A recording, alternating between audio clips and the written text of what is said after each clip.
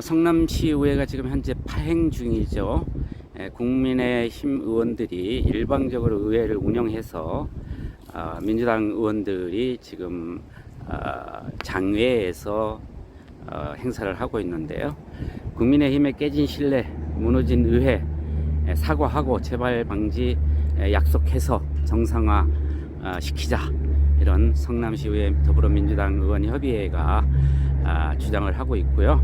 오늘부터 장외에서 5분 발언, 시정질의, 그리고 시민으로부터 각종 듣고 싶은 이야기를 듣는 자리를 매일 10시에 이곳 시의회 앞에서 이렇게 한다고 합니다.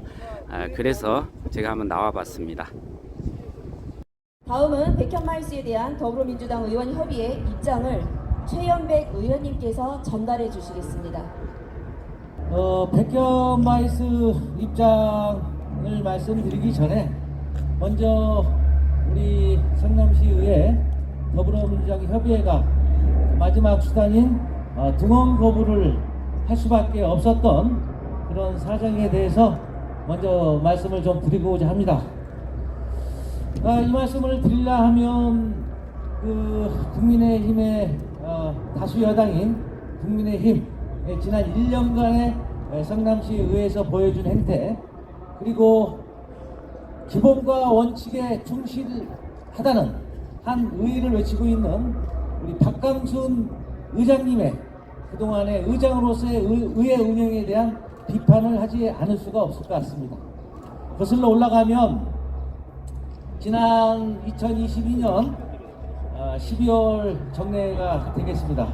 12월 정례에서 우리 더불어민주당은 조례가 강제하고 있는 청년기본소득 예산 편성을 요구를 했고, 반면에 국민의힘에서는 청년을 위한 사업으로 청년 올패스 사업 예산 100억을 편성해야 된다, 이렇게 주장을 했었죠.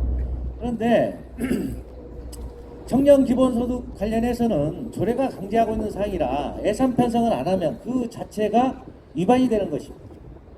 그래서 우리는 강력하게 기본소득 예산 편성을 요구했던 것이고, 반면에 국힘에서 주장했던 예산 편성했던 청년 올패스 사업 100억, 이거 말이죠, 시작부터 끝까지 사회보장 기본법 시행령, 지방 보건복지부 협의미에, 지역사회보장협의체 반영미에, 시작부터 끝까지 다 절차상 하자고 위반이 되는 것입니다. 이런 절차적 하자가 있음에도 불구하고 암울한 현 시대를 살아가는 우리 청년들을 위해서 우리 민주당 흔쾌하게 예산 편성에 동의했습니다.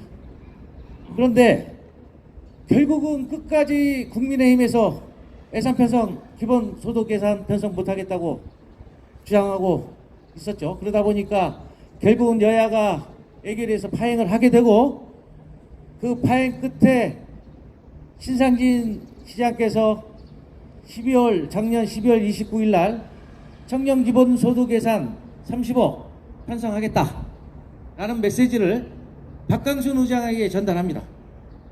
그래서 박강순 의장은 양당 대표를 불렀겠죠.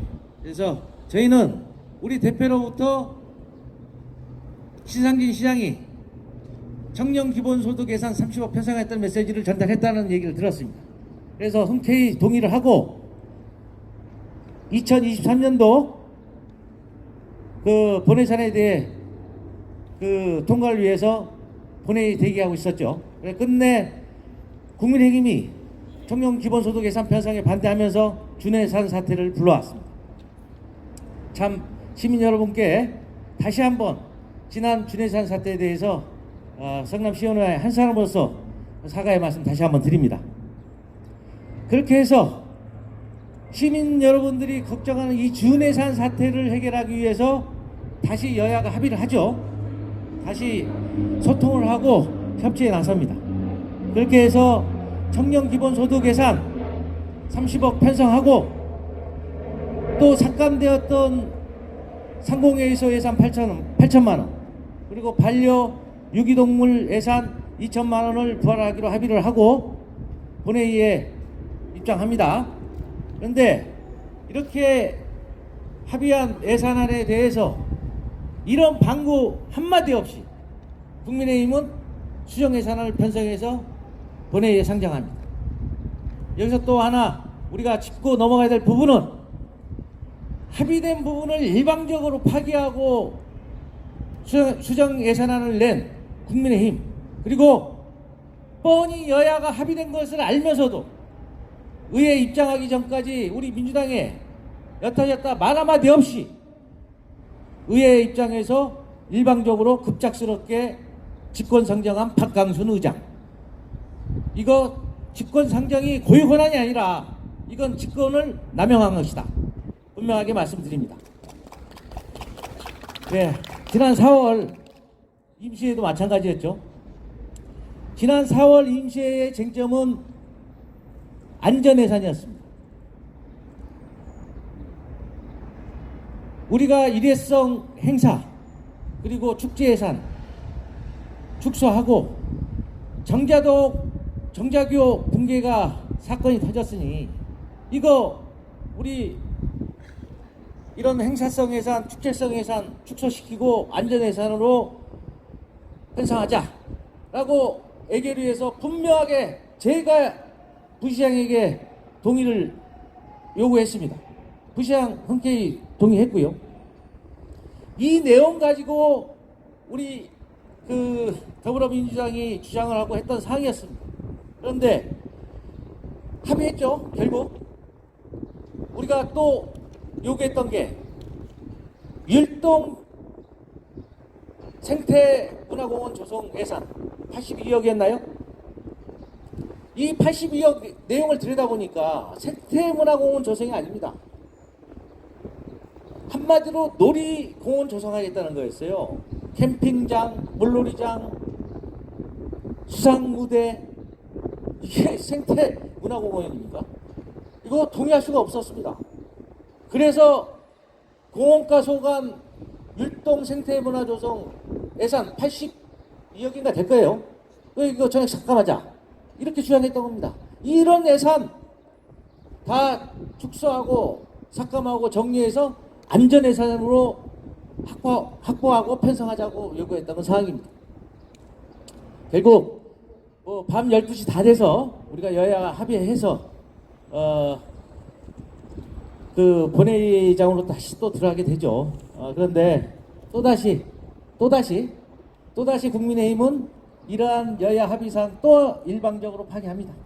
또 우리 박강순 의장, 기본과 원칙에 충실한 박강순 의장 예상을 빗나가지 않고 또 한마디 없이 또 직권상정했습니다.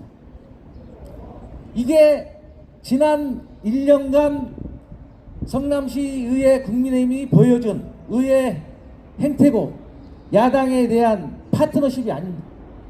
거기에 한술 더 떠서 가재는 개편이라고 우리 박강순 의장 충실하게 국민의당 소속 의장으로서 그 임무 충실히 수행하였습니다.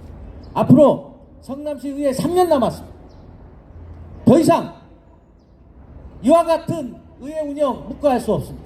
그래서 우리 더불어민주당 협의회 등원 거부 마지막 수단을 들고 의회 정상화시켜서 이 자리에 나왔다, 이런 설명 드리고요.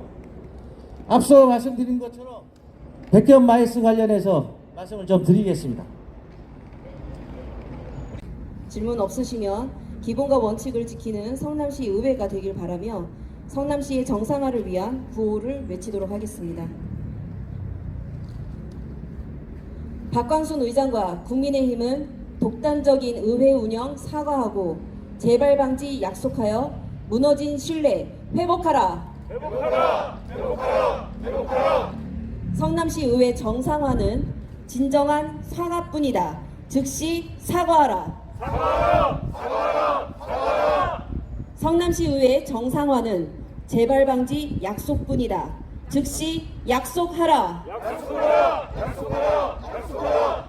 진정한 사과와 재발 방지 약속으로 원칙과 기본이 충실한 성남시 의회 만들어라. 네, 이상 규탄대회를 마치도록 하겠습니다. 바쁘신 일정 속에서도 오늘 함께해 주신 언론인 여러분들께 진심으로 감사드립니다. 네.